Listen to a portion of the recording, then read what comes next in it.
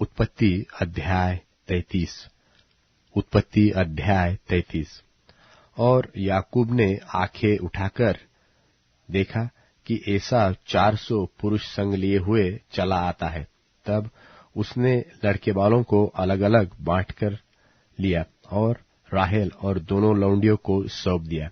और उसने सबके आगे लड़कों समेत लौंडियों को, उसके पीछे लड़कों समेत लिया को, और सबके पीछे राहेल और यूसुफ को रखा।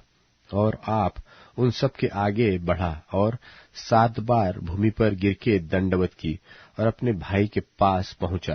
तब एसाव उससे भेंट करने को दौड़ा और उसको हृदय से लगाकर गले से लिपटकर चूमा। फिर वे दोनों रो पड़े। तब उसने आंखें उठाकर स्त्रियों और लड़के बालों को देखा और पूछा, ये जो तेरे साथ है सो कौन है? उसने कहा, ये तेरे दास के लड़के हैं, जिन्हें परमेश्वर ने अनुग्रह करके मुझको दिया है। तब लड़कों समेत लौंडियों ने आकर दंडवत किया। फिर लड़कों समेत लिया निकट आई और उन्होंने भी दंडवत की। पीछे यूसुफ और राहेल ने भी निकट आकर दंडवत की। तब उसने पूछा, तेरा यह बड़ा दल जो मुझको मिला उसका क्या प्रयोजन है? उसने कहा, यह कि मेरे प्रभु की अनुग्रह की दृष्टि मुझ पर हो। एसाव ने कहा, हे मेरे भाई, मेरे पास तो बहुत है, जो कुछ तेरा है वो तेरा ही रहे। याकूब ने कहा, नहीं नहीं, यदि तेरा अनुग्रह मुझ पर हो तो मेरी भेंट ग्रहण कर, क्योंकि मैंने तेरा दर्शन पाकर मानो परमेश्वर का दर्शन पाया है और तू मुझसे प्रसन्न हुआ है। सो यह भेंट जो तुझे भेजी गई है ग्रहण कर, क्योंकि परमेश्वर ने मुझ पर अनुग्रह किया है और मेरे पास बहुत है। जब उसने उसको दबाया तब उसने भेंट को ग्रहण किया। फिर एसाव ने कहा, आ हम बढ़ चले और मैं तेरे आगे आगे चलूंगा।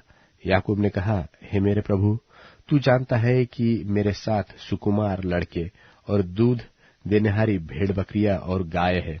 यदि ऐसे पशु एक दिन भी अधिक हाके जाए तो सब के सब मर जाएंगे।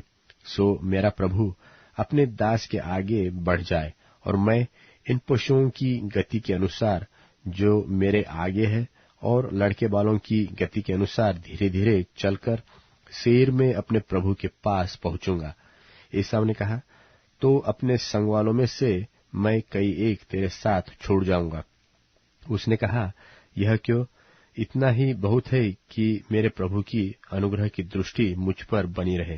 तब एसाव ने उसी दिन सेईर जाने को अपना मार्ग लिया और याकूब वहां से कूच करके सुक्कोत को गया और वहां अपने लिए एक घर और पशुओं के लिए झोपड़े बनाए। इसी कारण उस स्थान का नाम सुक्कोत पड़ा। और याकूब जो पद्दनराम से आया था सो कनान देश के शकेम के नगर के पास कुशल क्षेम से पहुंचकर नगर के सामने डेरे खड़े किए। और भूमि के जिस खंड पर उसने अपना तंबू खड़ा किया उसको उसने शकेम के पिता हमोर के पुत्रों के हाथों से 100 कसीतों से मोल लिया। और वहां उसने एक वेदी बनाकर उसका नाम एलोलोहे इस्राएल रखा।